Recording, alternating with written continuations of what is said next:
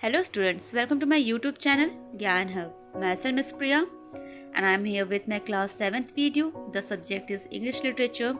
and the chapter is chapter number 1,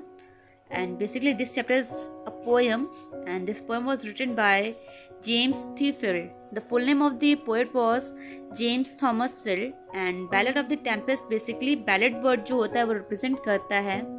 एक story को जिसको हम सुनाते हैं in the form of a song और अ पोएम। ठीक है ना, कि जब भी हम किसी कहानी को सुनाते हैं तो क्या करते हैं, उस कहानी को हम एक वर्ड में ना नरेट करके बल्कि एक पोएम या सॉन्ग के थ्रू करते हैं। तो बेसिकली बैलेड का मतलब ये होता है।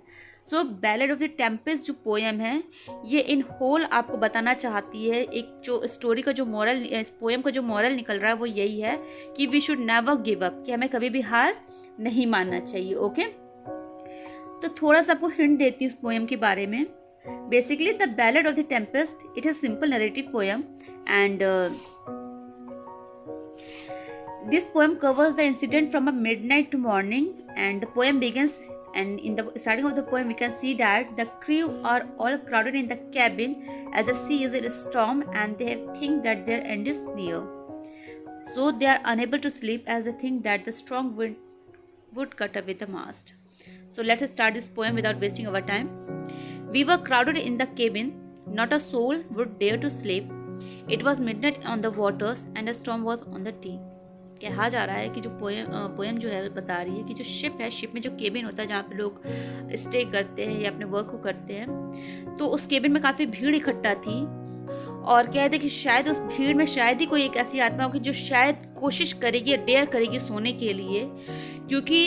ये जब शिप गुजर रही थी तो वो मध्यरात्रि की बात थी, काफ़ी रात हो चुकी थी, आधी रात की बात है। पहाड़ पानियों के बीच में से उनकी शिप जो थी वो पास ऑन हो रही थी और उस दौरान एक बहुत बड़ा कहा जाता बवंडर आया था, एक बहुत बड़ा तूफान आया था, समुद्र में एक जलजला आया था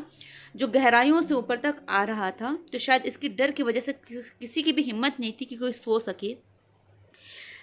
This a fearful thing in winter, to be shattered by the blast and to hear the rattling trumpet thunder cut away the mast.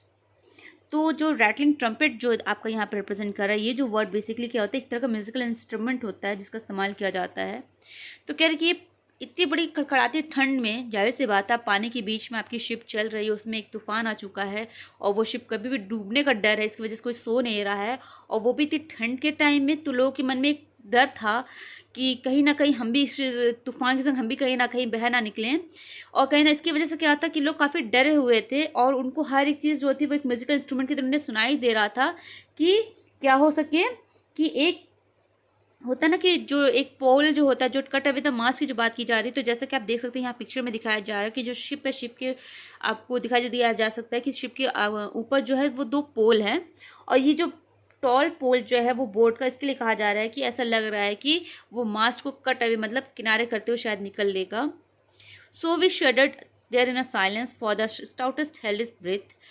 While the hungry sea was roaring and the breakers talk with death. क्या कहा जा रहा है कि इसी सब चीज़ों को देखते हुए उसमें जितने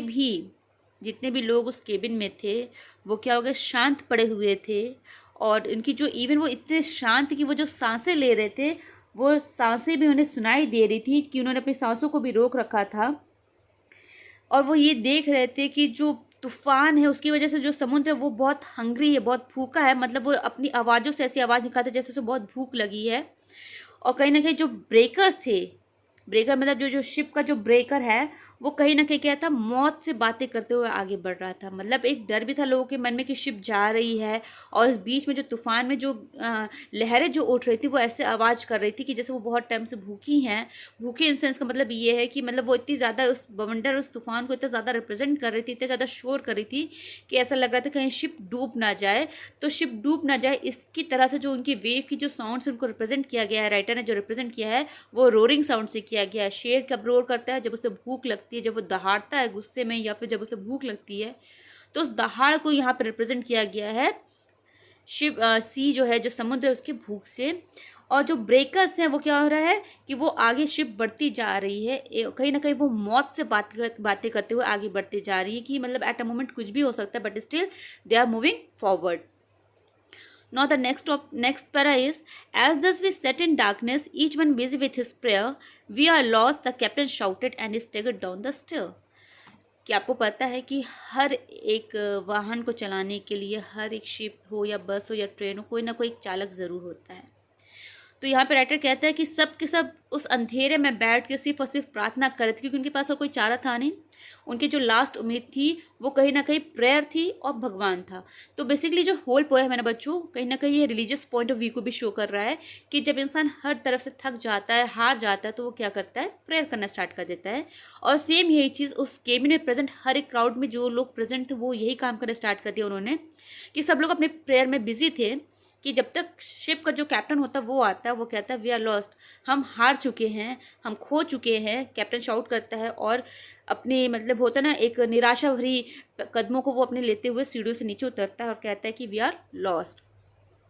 but his little daughter whispered as she took his icy hand, isn't it God upon the ocean, just the same as on the land? तो अब यहाँ पे जो इम्पोर्टेंट एक जो टर्न ओवर आया इस पोएम में, वो अब आता है कि जो शिप पे जो कैप्टन होता है उसकी जो बेटी रहती है वो भी उस शिप पे ही रहती है। जब वो सुनती है अपने पिता को कहते हुए कि डैड वी हैव लॉस्ट, तो वो आती है और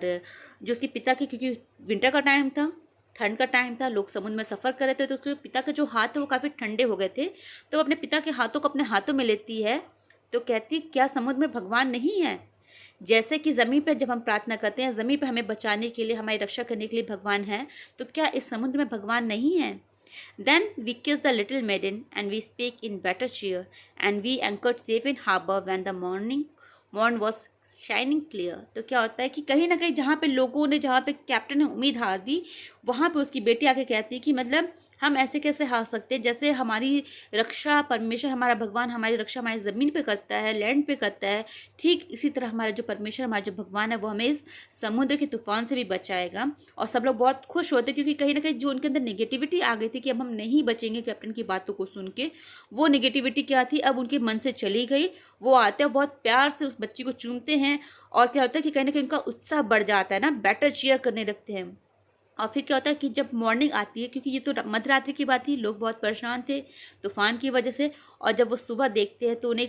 चमचमाती हुई सुबह दिखाई देती है और वो तब महसूस करते हैं और वो अपने आप को पाते हैं कि उन्होंने क्या किया है कि समुद्र के हार्बर पे, हार्बर क्या होता है जहाँ पे हमारी शिप जो होती है वो स्टे करती है, जहाँ पे शिप को रोका जाता है, वो देखते हैं कि बहुत सेफली तरीके से, बहुत सुरक्षित तरीके से हार्बर तक पहुँच चुके हैं और उनकी शिप भी सही सलामत है और उस केबिन में प्रेजेंट हर एक व्यक्ति, each and every person was safe, वो टोटली सेफ थे, उन्हें कुछ भी नहीं हुआ था। तो basically ballad of the Tempest क्या है कि ये जो पोएम है ये रिप्रेजेंट कराती कि that we should never give up, हमें कभी भी गिव अप